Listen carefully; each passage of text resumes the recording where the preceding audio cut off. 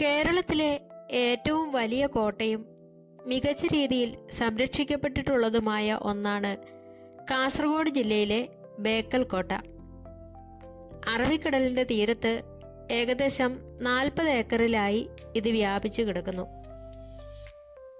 ഈ കോട്ടയുടെ നിർമ്മാണത്തെക്കുറിച്ച് ഭിന്ന അഭിപ്രായങ്ങളുണ്ടെങ്കിലും കോട്ട നിർമ്മിച്ചത് ഹീരിയ വെങ്കടപ്പ നായ്ക്കനാണെന്നും പിന്നീട് ഏകദേശം 1650കളിൽ കെളതി നായ്ക്ക വംശത്തിലെ ശിവപ്പ നായ്ക്കനാണ് ഇന്നത്തെ രൂപത്തിൽ ഈ കോട്ട പൂർത്തിയാക്കിയത് എന്നും കരുതപ്പെടുന്നു.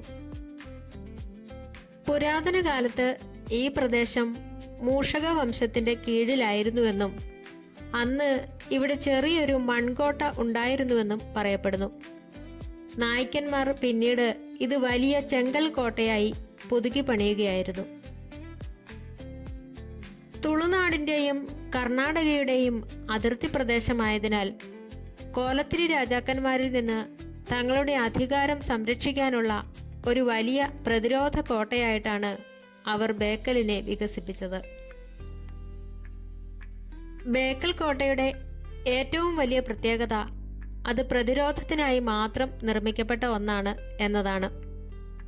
മറ്റു പല കോട്ടകളെയും പോലെ ഇതിനുള്ളിൽ കൊട്ടാരങ്ങളോ വലിയ ഭരണകേന്ദ്രങ്ങളോ ഉണ്ടായിരുന്നില്ല.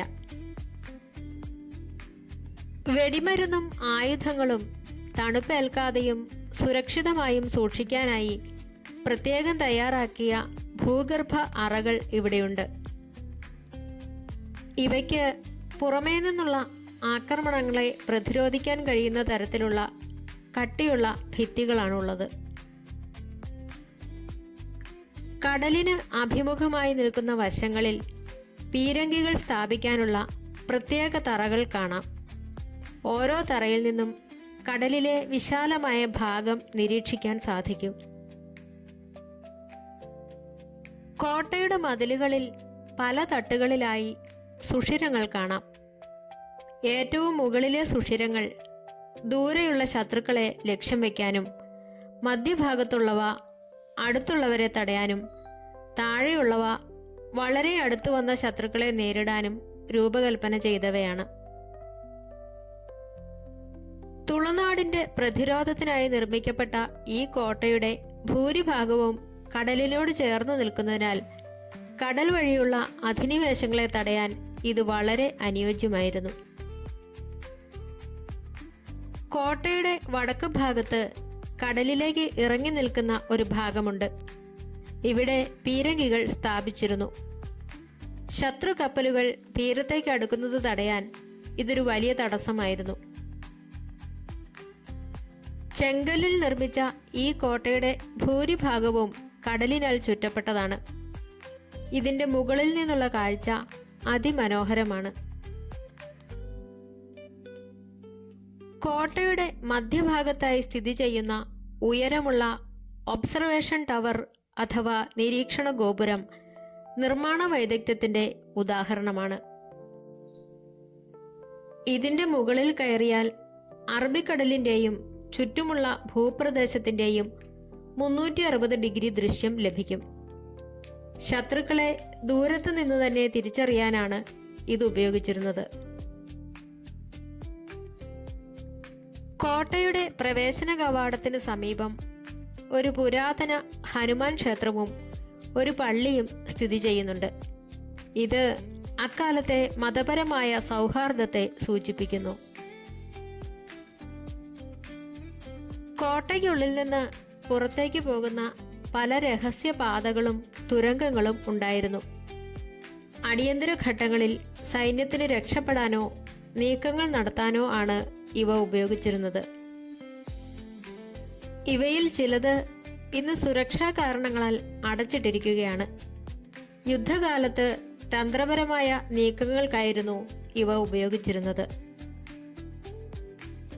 കേരളത്തിലെ മറ്റു പല കോട്ടകളും കൊട്ടാരങ്ങൾക്ക് ചുറ്റും പണിതവയാണെങ്കിൽ ബേക്കൽ കോട്ട പൂർണ്ണമായും ഒരു സൈനിക പ്രതിരോധ കേന്ദ്രമായിട്ടാണ് നിർമ്മിക്കപ്പെട്ടിരിക്കുന്നത്. ഇതിന്റെ ചുവരുകൾക്ക് ഏകദേശം 12 മീറ്റർ ഉയരമുണ്ട്. കോട്ടയുടെ വടക്കേ അറ്റത്ത് കടലിലേക്ക് തള്ളി നിൽക്കുന്ന സീ പോസ്റ്റ് പടികൾ ഇറങ്ങിച്ചെന്നാൽ കാണാം. ഇവിടെ നിന്നുള്ള കടൽ കാഴ്ച അതിമനോഹരമാണ്. പിന്നീട് ഹൈദർ അലിയും തുടർന്ന് മകൻ ടിപ്പു സുൽത്താനും ഈ കോട്ട പിടിച്ചെടുത്തു. ടിപ്പുവിന്റെ കാലത്ത് ഇതൊരു പ്രധാന സൈനിക താവളമായിരുന്നു. നായ്ക്കന്മാരിൽ നിന്ന് മൈസൂർ ഭരണാധികാരികളിലേക്കും പിന്നീട് ബ്രിട്ടീഷുകാരിലേക്കും കോട്ട കൈമാറപ്പെട്ടപ്പോൾ പല മാറ്റങ്ങളും സംഭവിച്ചു.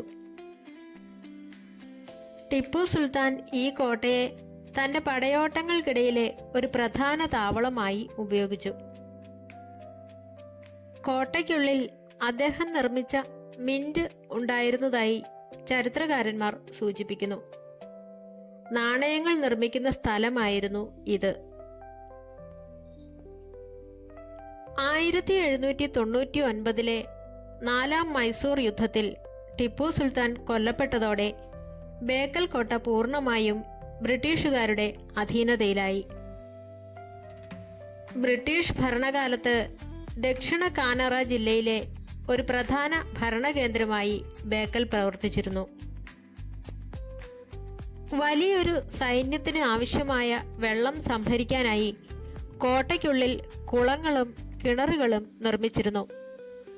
കടൽ തീരത്താണെങ്കിലും ഇവിടെ ശുദ്ധജലം ലഭ്യമായിരുന്നു എന്നത് വലിയൊരു പ്രത്യേകതയാണ്. ചെങ്കല്ല് പാകിയ ഈ കുളങ്ങൾ ഇന്നും മികച്ച രീതിയിൽ സംരക്ഷിക്കപ്പെടുന്നു. പല്ലവർ, കദംബർ, നായ്ക്കന്മാർ, മൈസൂർ സുൽത്താൻമാർ, ബ്രിട്ടീഷുകാർ എന്നിങ്ങനെ വിവിധ ഭരണാധികാരികളുടെ കൈകളിലൂടെ കടന്നുപോയ ഈ കോട്ട വടക്കൻ മലബാറിന്റെ രാഷ്ട്രീയ മാറ്റങ്ങളുടെ സാക്ഷിയാണ്. കോട്ടയ്ക്ക് സമീപം വികസിപ്പിച്ചെടുത്തിട്ടുള്ള ബീച്ച് പാർക്ക് സഞ്ചാരികൾക്ക് കോട്ടയുടെ ഭംഗി ആസ്വദിക്കാൻ കൂടുതൽ സൗകര്യമൊരുക്കുന്നു. ദൃശ്യഭംഗി കൊണ്ട് ലോകപ്രശസ്തമായ ഈ കോട്ട പല ഇന്ത്യൻ ഭാഷാ ചിത്രങ്ങളുടെയും പ്രിയപ്പെട്ട ലൊക്കേഷനാണ്. ഇത് കോട്ടയുടെ പ്രശസ്തി വർദ്ധിപ്പിക്കുന്നതിൽ വലിയ പങ്കുവഹിച്ചു. ഇന്ന് കേരളത്തിലെ ഏറ്റവും വലിയ ടൂറിസം കേന്ദ്രങ്ങളിൽ ഒന്നാണ് ബേക്കൽ. പുരാവസ്തു വകുപ്പിന്റെ മികച്ച സംരക്ഷണം ഉള്ളതിനാൽ ഇന്ത്യയിലെ തന്നെ ഏറ്റവും വൃത്തിയുള്ള ചരിത്ര സ്മാരകങ്ങളിൽ ഒന്നായി ഇത് കണക്കാക്കപ്പെടുന്നു.